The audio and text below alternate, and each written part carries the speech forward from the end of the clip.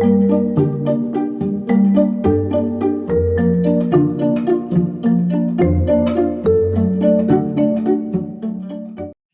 so the first question is from someone, this anomalous attendee. So I think he or she is not shown the name. So the question is, what are the 3 ways we can increase energy efficiency? Very good question.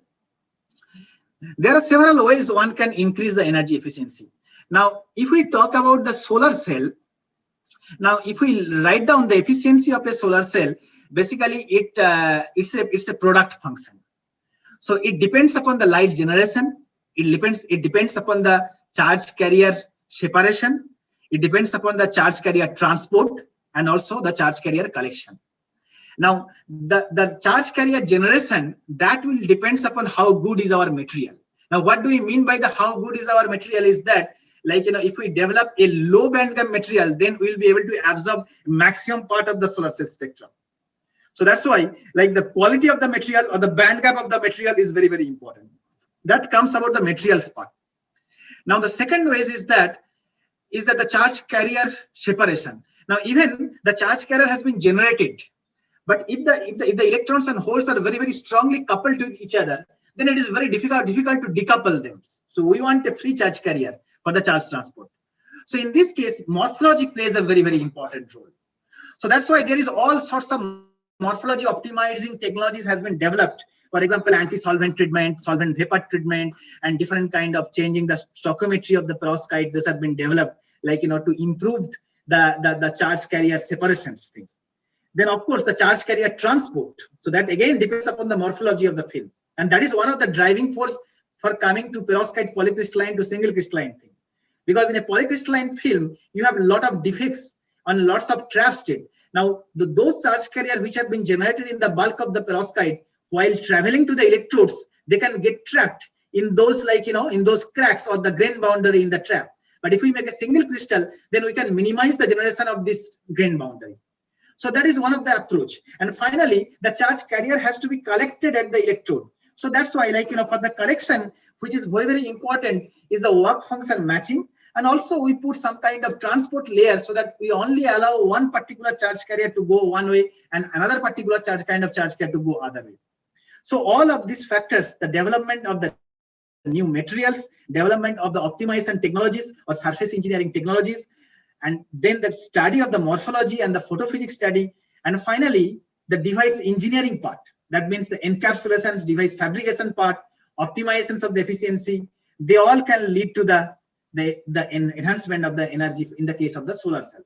Now, for the different other renewable energy sources, like, for example, hydro or nuclear, similarly, there are some other established technique exist for the process optimizations. I hope that answers your question.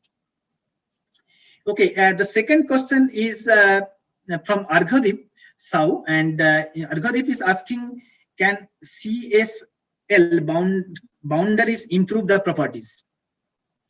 I think what you are asking, that whether the charge carrier boundaries improve the properties. Actually, by boundary, it's a grain boundary, right? There is a grain boundary is there. Electrons and hole are traveling in the bulk of the semiconductor. They can go and get trapped there, and that actually acts as a charge carrier recombination sites. So the boundaries usually don't help us to get a very good charge carrier transport. So how we can improve that? We can improve that by doing some passivation techniques. For example, if there are different methods to minimize these grain boundaries, and since the grain boundaries is one kind of potential well, so we can use different kind of electronic materials, either a Lewis acid or a Lewis base, or different kind of charge carrier materials to passivate those trap states. And there are n number of methods and materials are there, I mean, to develop the passivations to passivate those grain boundary in this material. Okay, so there are lots of questions there. I will pick some interesting thing. Anant Raj has asked that whether the trap state formed at the grain boundaries are due to the under coordinated lead. Oh, very good question. Actually, the question is that, I mean, if the grain boundaries which have been formed, that can be formed from the under-coordinated lead. Exactly true. The under-coordinated lead can also, and not only under-coordinated lead, under-coordinated halide also can lead to the trash state. But those trash states are mainly the surface trash states. Recently, like, we have done a study in not in 3D perovskite, but in 2D perovskite, where we have shown that this uncoordinated lead actually contributes to the surface defect states in these materials. So your answer is, yeah, this is a very, very important part. Avinav Mahapatra, he has asked this question: why the energy barrier gets decreased in case of heterogeneous nucleations? Okay, so the question is why the energy barriers get decreased. So obviously, like as I mentioned, like in the heterogeneous nucleations, you need some kind of other materials on which the nucleation starts. Nucleation. So that means the free energy barrier which is required for the case of the homogeneous nucleations has been much reduced in the case of heterogeneous nucleations, because you are already getting a site. That site can be a seed crystal, can be the boundary, can be the dust or anything else. But once it gets a site to grow that thing, then the energy that got reduced. So the free energy, like, that needs to start the nucleation process, that got reduced. And this reduction actually leads in nucleations. Okay. I hope that answered your questions. So the next question that I think I will ask question from other person, like, I mean, since there are lots of questions there, like, I mean, those are the questions within you can always reach to me in my email. What is the importance of the photoluminescence in perovskite materials? This is a question asked by Avinash. Avinash has asked, like, what is the importance of the photoluminescence in perovskite? It's a very good question. Thank you, Avinash. Actually, photoluminescence can tell a lot of the thing about these perovskite materials. So what is photoluminescence? Photoluminescence is actually comes from the radiative recombination of the electrons and holes. In a very simple picture, when the charge carrier goes from the ground state to the excited state, after spending some time at the excited state, it comes back to the ground state. And when it comes back to the ground state, then the electrons and holes, they mix with each other, they recombine with each other, and then they gives to the light. So that is your photoluminescence. So that tells you that both the steady state photoluminescence and the transient photoluminescence can give you the information about your excited energy levels, how the excited energy level decays, and also an information about the energetics and the VOC of the materials. One can also calculate the open circuit voltage from the photoluminescence method. Photoluminescence is a very, very powerful method in the perovskite technology. How much amount of lead used in a lead-based perovskite? This is a question asked by Mr. Bignesh Kumar. So, I mean, it depends. So, like, usually for a MAPB, like, I3 crystals, if you wanted to make, for example, 1 milligram of that, and if you wanted to make 1 gram of that, so you have to calculate, like, by using this formula. As I said, that it has a CH3, NH3 lead iodide. So the amount of lead is usually much smaller in comparison to the other precursors existent in the material.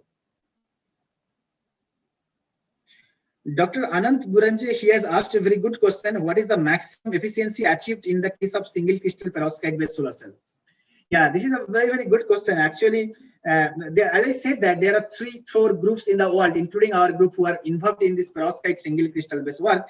And so this perovskite single crystal based work has been usually get a momentum in the last 3-4 years. And the Ghost group has recently reported, like, 23% efficiencies, and this number is changing every day. And like very soon, like, the number like 25% can also be achieved. But routinely 21 to 23% efficiency has been achieved in the perovskite based single crystal silicon, perovskite based single crystal solar cells, especially MAPB I3 based single crystal solar cells. Whether the growth of large grain size MAPB I3 is under globe box, asked by Tanvi Mahajan. It's a very good question, Tanvi. So, so that is one of the reason when I started my talk, like I said that, like, for growing the perovskite single crystal, you don't need to control your ambience or environmental parameters. For example, the perovskite is usually grown in a globe box where you have to control your humidity and oxygen level, right? And but the perovskite single crystals, that is not needed any kind of this globe box to grow it. You can do it in the normal lab environment. I mean, depending upon which method you are using, sometimes you have to use a furnace, or sometimes you can do it without using a furnace. But absolutely, you don't need a globe box to grow a perovskite single crystal. So that means that anyone with a very limited resource can also grow a perovskite single crystal. Thank you, Tanvi, for asking this question. Next question is that Sethu Lakshmi N, and the question is, apart from photovoltaic applications, how far the organic halide perovskite be used for magnetoelectric applications or multiferroics, since inorganic perovskite have numerous applications in the field of magnetoelectrics and GMR? Yes, it's a very good question, actually. So giant magnetic resistance, GMR, and the magnetoelectrics has been recently reported. Not only recently, I will say that in last 2-3 years have been recently reported from the organic halide perovskites. So, and not only for the device-based applications, like, for any kind of switch and memory-based applications also, the lead halide perovskite has found a very good applications, and there is significant amount of work has been ongoing in this area.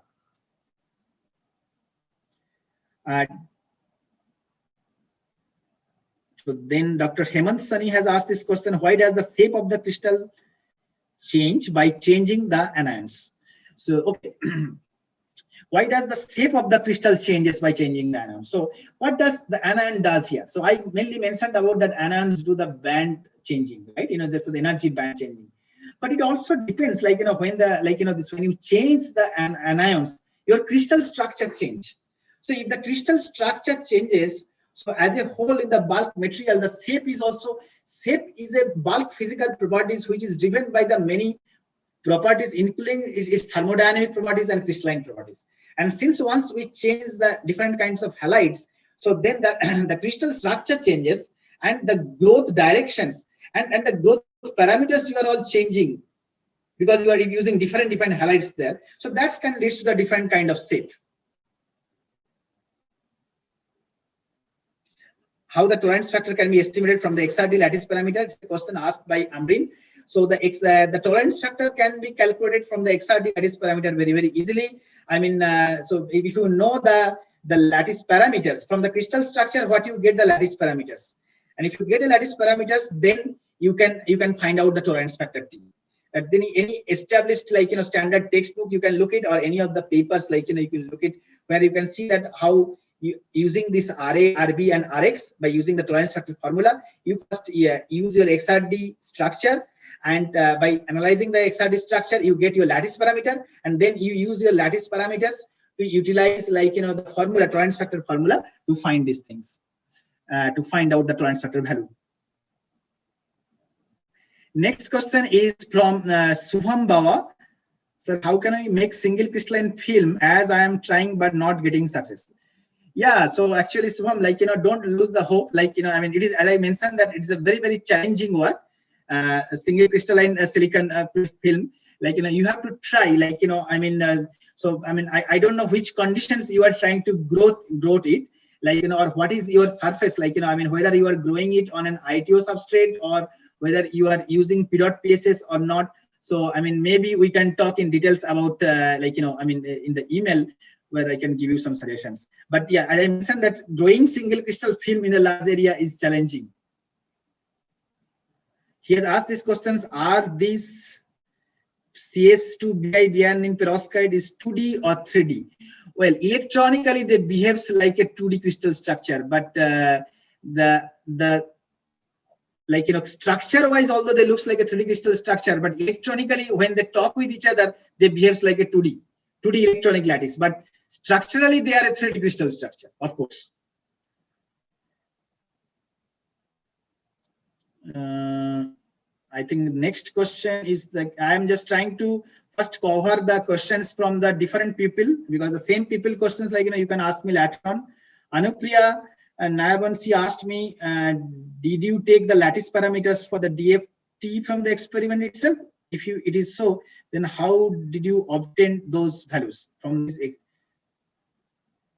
Okay, so she's asking like, I mean, where you get this lattice parameters. So you can get the lattice parameters from the XRD and from the DFT. Like, I mean, if you know the CSV.csv, if you have the .csv file, like then you can optimize the crystal structure from the DFT, and then like, from the DFT structure, you can also find out this energy band gap. But lattice parameters was taken from the experimental value. I think Anant Raj, I have already, Hemant Soni, I have already. I'm going in the chronologically one by one. Next question is Dr. S.K. Prakash. Can we grow single crystal perovskite using mercury? Okay, so the question is that people have tried like, growing perovskite single crystal using mercury and with some success. But since mercury is also like, I mean, as you say that it's not very environmental friendly. So we are not very interested to use mercury for making perovskite based single crystal. But in principle, we can use it. Acha, next question is Mangalakar, where does silicon stand in perovskite domain? Okay, so yeah, it's a very good question. Actually, as I say that perovskite is a like, growing up field. Silicon is a matured and established field. Silicon solar cell, silicon based optoelectronics, silicon based electronics, that is there for quite a long time. But perovskite has been like, that have been there only for the last 10 years. So obviously, like, I mean, but now within 10 years of research, like if you talk about the efficiency and all this thing, perovskite is obviously like, have larger efficiency right now, but still the stability and the long-term stability, all these things has to be optimized. So I will say that, if you asking me from the commercial point of view, of course, since the silicon, like, since steel is a preferable commercial material, because still lots of research is required to optimize the perovskite to bring it to the level of the silicon as far as the user point of view. Yeah, but there is a new good thing is that like there is a research which is ongoing right now to make a silicon perovskite tandem based devices. So that can bridge the gap between these two material and can make these tandem materials which can utilize the good properties of the perovskite and silicon both, and we can make a very high efficiency device using both the perovskite and as well as silicon. Anjali has asked that, could you please explain once more about the low carrier mobility in lead-free perovskite? Also, is it that the main reason for inferior performance in lead-free perovskite? Very good question, Anjali. Actually, yeah. So we have measured the charge carrier mobility in these perovskite single crystals by using the space charge limited current method, SCLC method. And what we have found that this perovskite single crystal has much lower charge carrier mobility than the lead-based perovskite-based systems. And so one of the reasons when you make a device out of it, like, this lead-free perovskite single crystal-based device usually gives a very less efficiency. And then one of the reason can be like, the low carrier mobility, but this is not the only reason, but can be one major reason. There can be several other reasons. For example, the crystal structure of this materials also plays an important role. If a material has a very high mobility, and then if the crystal structure is such that the charge transport is hindered between the two successive lattice points, then also like, the intrinsic high mobility will not work. Although like, mobility is a compound factor which depends upon the crystal structure, because if the structure is not optimized, then mobility will also not be good. So yeah, that the answer is that like, mobility is one of the main reason for the inferior performance in the lead-free perovskite with LED also. Yes. Achha, there is another interesting question, I think, from Anant Raj. Achha, two participant has raised hand, but I think we are out of time. Is there any need of capping agents for the single crystal formation? If how about the choice of those capping agents? Very good question. Actually, that's why I picked up that. Yeah, I mean, actually, this is a very growing up field in the research to find out the proper capping agent for the perovskite single crystal. Non-conventional ETL and HTL, the transport layer of the capping agent which have been used in the lead-based systems, that is so used for the lead-free based like systems also. But it will be good, like, to develop or judiciously choose, like, those capping agent or transport layer which will be more optimized in the case of the lead-free based single crystal. I mean, all of those, okay, this is the last question because I was told by the organizer to finish at 6 o'clock. So, Akrajati Chakravarti, I mean. Professor Satpathy, you can take 2-3 more questions. No issues, please. Okay, sure. Thank you then. Yeah. So, Mr. Akrajati Chakravarti has asked these questions. Why current increase when light switched off in this cesium bismuth chloride single crystal showing negative photoconductivity. What are these metastable strategies? Yeah, so that's a very good question, Afrojyoti. Actually, these things we have been also been quite puzzled for the last 1 year. So what we believe that, when we switch on the light, actually there is a, there are lots of defect states is there in the perovskite material. Now these defect states are usually, they are sub-band gap defect states. Now the defect states can be like a point defect states, or they can be like a short living defect states. Now what we think in this case of this particular case of the chlorine based bismuth single crystal, when the light falls of the materials, there is a very short living virtual trap state has been formed close to the conduction band, and that we are calling at a metastable trap state. And it is metastable because it is like, virtual, and the lifetime is very, very low here.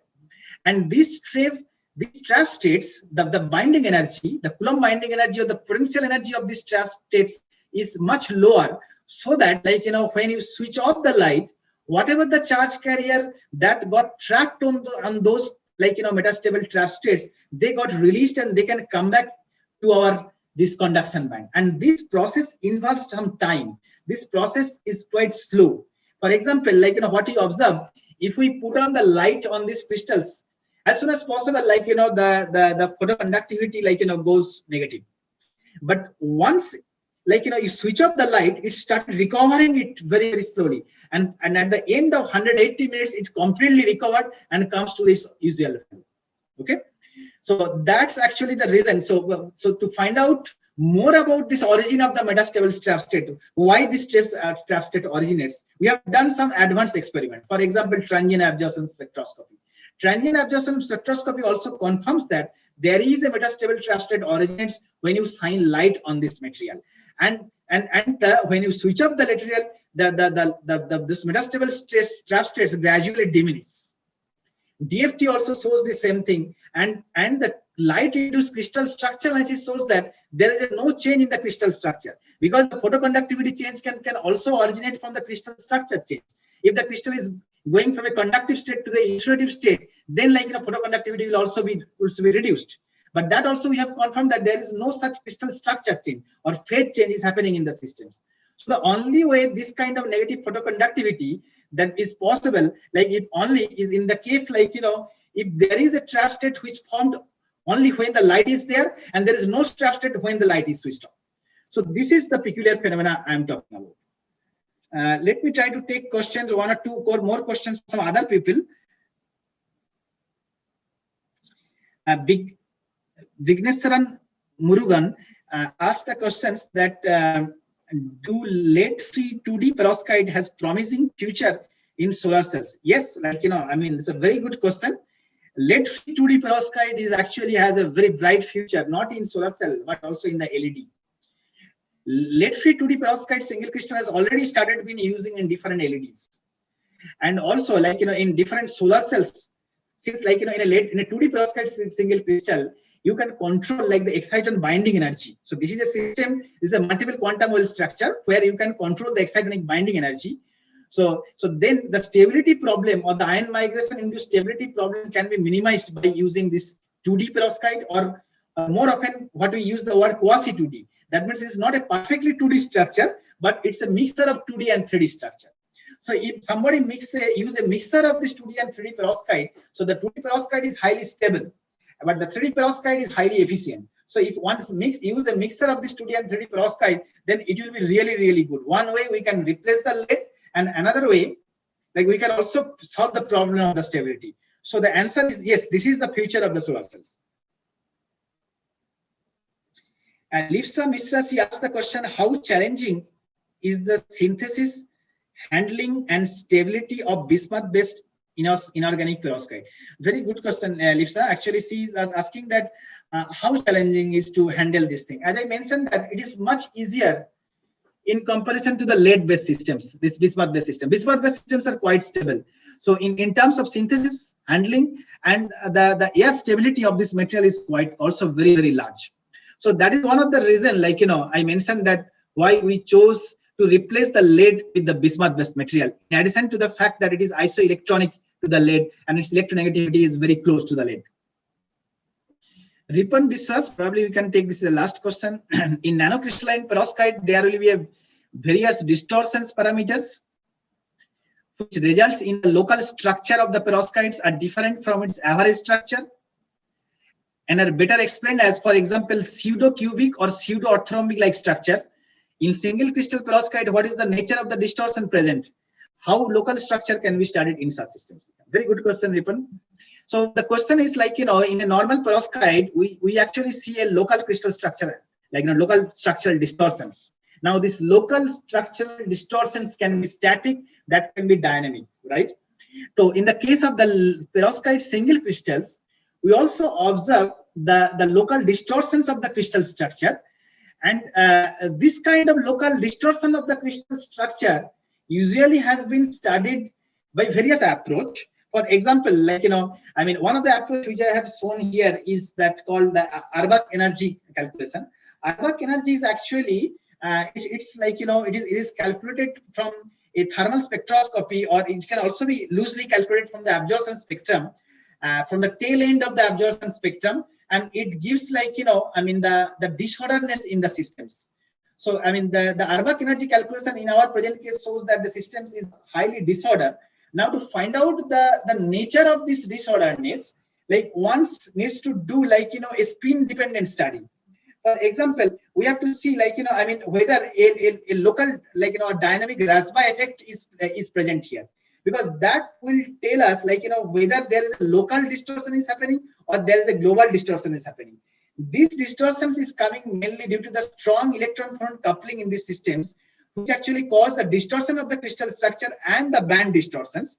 And that actually leads to this kind of particular, this disorderness in the system. But to exactly know the nature of the systems, we need to do like, this kind of, either some kind of scanning tunneling microscopic structure to see that the local band bending things, or like, some kind of spin-based study, so for example, like Rasbach band splitting and those kind of study, or if one can do some theoretical study, like DFT study, to find out the local structural distortions. But those studies are currently underway, as this field is very, very new right now. I hope that answers your questions. I think this is other questions are pretty much more or less same like types of questions, and some of the textbook question. So okay. So I think if you have any more questions, you can always email me. But I like to thank you everyone once again, and thank you the organizers for for sharing our experience and our ongoing research activity to the large prestigious chemistry community. Thank you very much.